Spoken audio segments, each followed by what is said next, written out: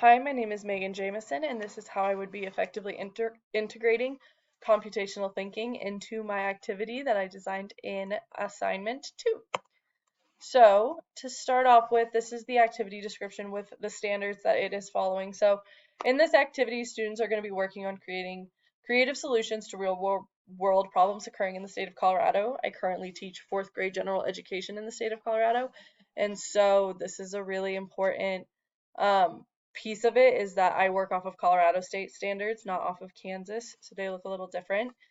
This is a group project where each group is going to choose a social issue, and within that social issue, they're going to create a presentation that details what is the social issue, how the group would solve it, materials they need, demographics it affects, why, and just other important information that they find across their research.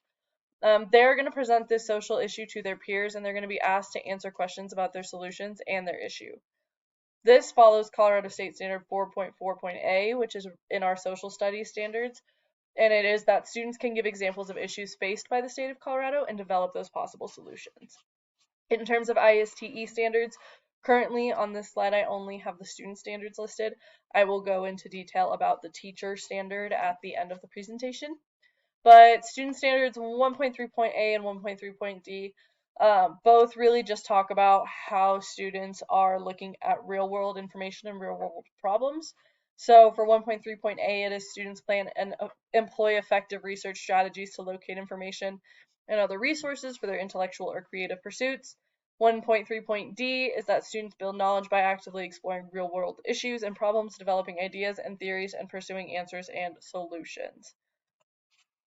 When it comes to starting to go into those 7 structures of computational thinking, for modeling, this is a practice that I do frequently no matter what discipline or content area that I'm in, considering I'm an elementary teacher.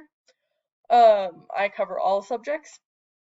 So in this case, I would be modeling how to research and evaluate a resource for my students so they can get the most accurate information possible. This is really important because a lot of my kids don't have that understanding of what's a reliable source and what isn't. And so getting to touch on those is really important. Excuse me.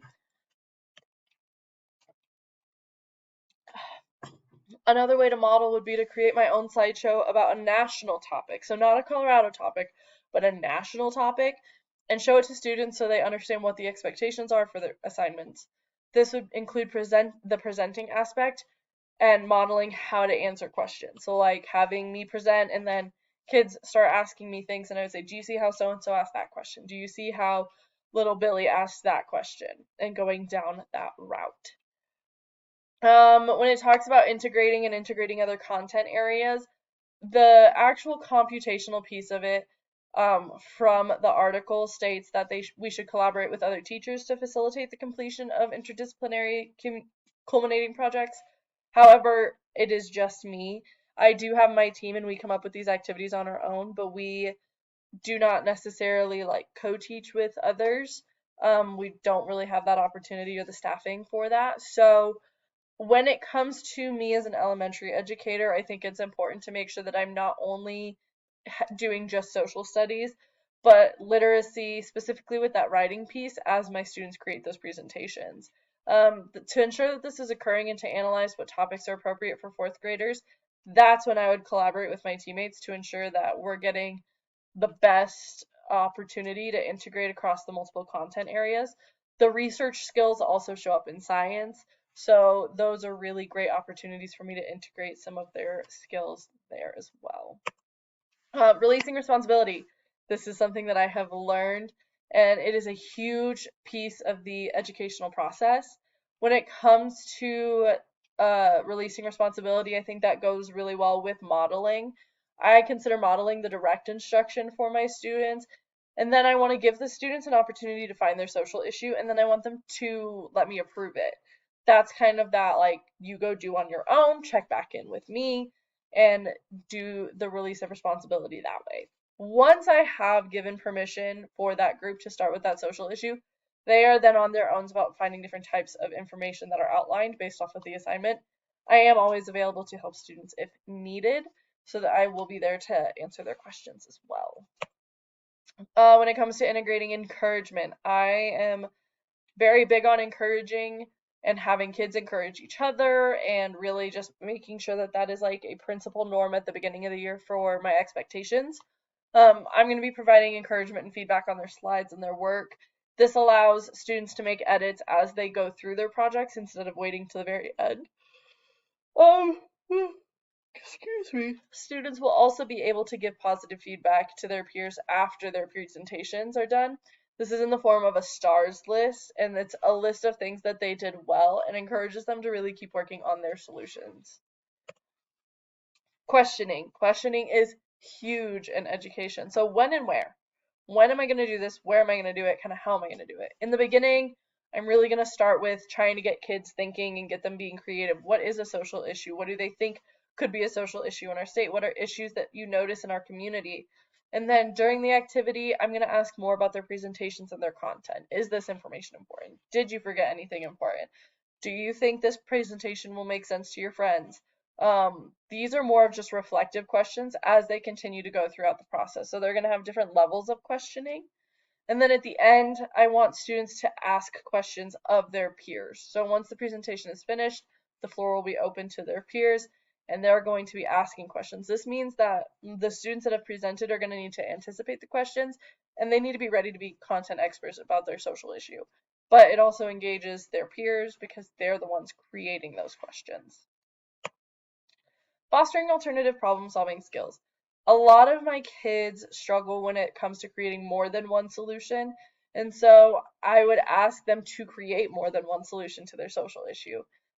Having each kid come up with a solution and having them all be slightly different variations of themselves is really beneficial. And so this is going to really allow to make sure my students' voices are heard and that they can vote on two solutions that they feel work really well with their social issue and that are realistic.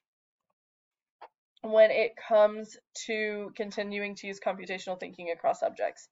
The language really goes with every subject when you break it down. It even goes into social emotional learning. And so, for example, having questions like, is this relevant to your problem? How else could you phrase this so it makes sense? What type of solution do you want to create?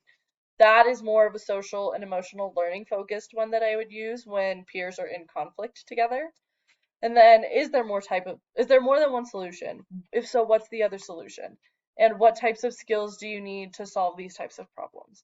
These are just a few opportunities that allow us to link the skills and the language into their everyday lives, especially with that social emotional piece. I think that is a content of education that we don't always necessarily talk or think about. So, and then finally, the ISTE standard relating to me is Educator Standard 2.5.B, where educators design authentic learning activities that align with educational standards and use digital tools and resources to maximize learning.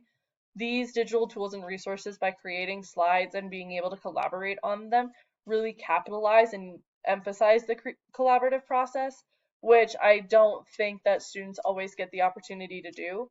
And then following a real world experience and real world problems really fits in with my academic standards.